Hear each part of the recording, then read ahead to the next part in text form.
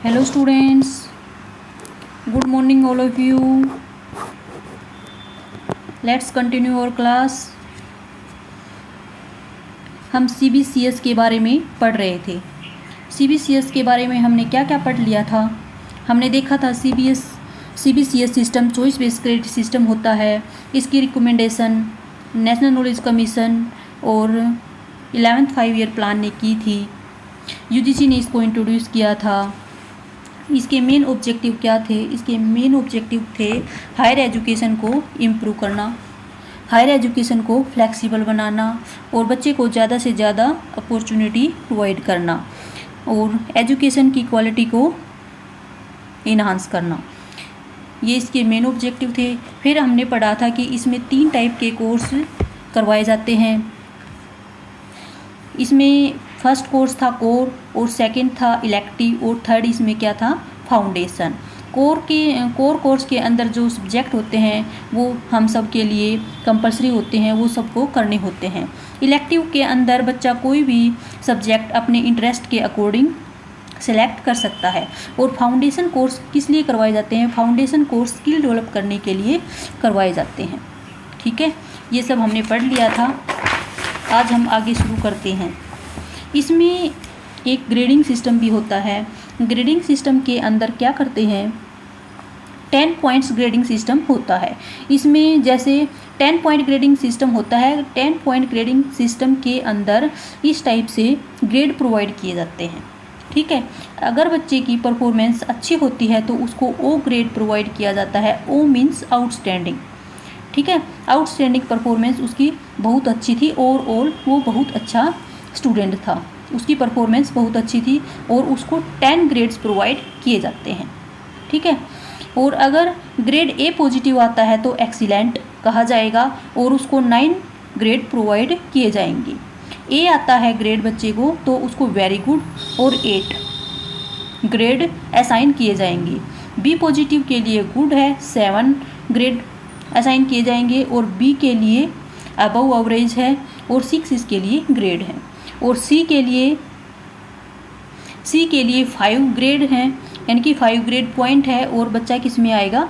Average की category में आएगा। इसी प्रकार से पी के लिए पास और 4 ग्रेड और एफ के लिए फेल 0 ग्रेड और ए बी एब्सेंट 0 ग्रेड।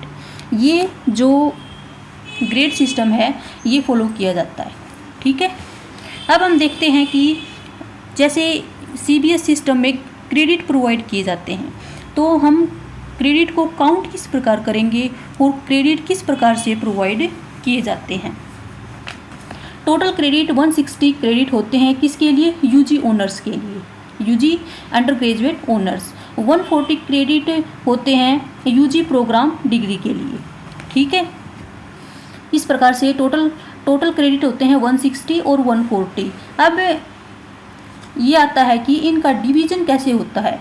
अगर थ्योरी वेटेज बच्चे को प्रोवाइड किया जाए तो किस टाइप से प्रोवाइड किया जाए, प्रैक्टिकल के लिए किस प्रकार से क्रेडिट प्रोवाइड किए जाएं और लेक्चर के लिए किस प्रकार से क्रेडिट प्रोवाइड किए जाएं। तो ये फॉर्मूला है L+P+P+T। L means lecture, P means practical और T मीन्स ट्यूटोरियल। ठीक है, अगर बच्चा एक वीक में एक लेक्चर लेता है तो एक लेक्चर 1 आवर का होता है तो उसको 1 क्रेडिट प्रोवाइड किया जाएगा। ठीक है, और प्रैक्टिकल में ये क्रेडिट डबल हो जाते हैं। अगर प्रैक्टिकल 2 घंटे का होता है तो उसको 2 क्रेडिट प्रोवाइड किए जाएंगे। इसी प्रकार से ट्यूटोरियल अगर 2 आवर का होता है तो बच्चे को 2 क्रेडिट प्रोवाइड किए जाएंगे और फिर लास्ट में इनको काउंट किया जाता है। इस प्रकार से बच्चे को क्रेडिट प्रोवाइड किए जाते हैं। अगर किसी लेक्चर में किसी कोर्स में किसी सब्जेक्ट में प्रैक्टिकल नहीं होती और ट्यूटोरियल और लेक्चर होते हैं तो इन दोनों के उसमें ऐड हो जाते हैं। अगर ट्यूटोरियल नहीं होता तो प्रैक्टिकल और लेक्चर के ऐड हो जाते हैं। इस टाइप से क्रेडिट को डिवाइड किया गया है CBCS के अंडर। इसके बाद हम देखते हैं कि ये जो सिस्टम है CBCS choice based credit system, इसके मेन जो एलिमेंट हैं वो क्या हैं, इसके जो मेन एलिमेंट हैं वो क्या है। इसके मेन एलिमेंट में क्या क्या है, सेमेस्टर है, क्रेडिट सिस्टम है, क्रेडिट ट्रांसफ़र है और CCE है।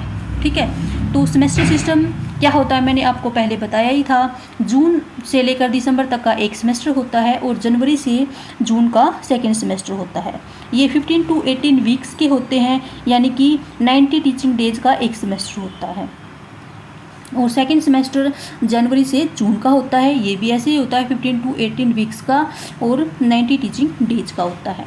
क्रेडिट सिस्टम को मैंने आपको पहले ही बताया कि क्रेडिट सिस्टम कैसे प्रोवाइड किए जाते हैं, L+P+T के फॉर्मूले से। L के लिए एक क्रेडिट है, यानी कि एक लेक्चर 1 आवर का और एक क्रेडिट प्रोवाइड किया जाएगा। अगर बच्चा एक वीक में एक क्लास लेता है तो उसको एक क्रेडिट असाइन कर दिया जाएगा। अगर 2 क्लास लेता है तो उसको 2 क्रेडिट असाइन कर दिए जाएंगे। इसी प्रकार प्रैक्टिकल के 2 हैं और ट्यूटोरियल के 2 हैं।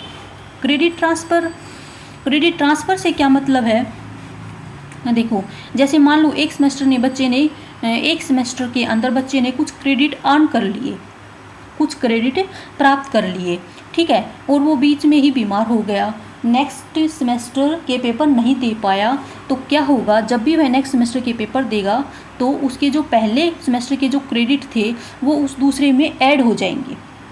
ठीक है, वो बेकार नहीं जाएंगे।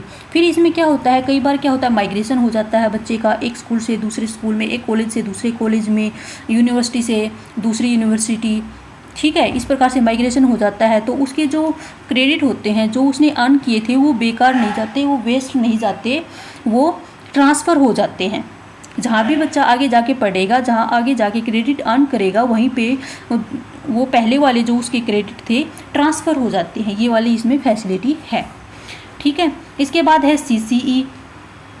CCE continuous and comprehensive evaluation. इसमें कॉन्टीन्यूअस एंड कॉम्प्रिहेंसिव इवेल्युएशन के अंदर क्या होता है, इसमें बच्चा अपने आप का भी क्या करता है, इवेल्युएशन करता है। इसमें केवल टीचर इवेल्युएट नहीं करता, बच्चा भी अपने आप का इवेल्युएशन करता है। ओके स्टूडेंट्स, उम्मीद करती हूँ कि ये CBCS का जो टॉपिक है आपको समझ में आ रहा होगा। Thank you for watching.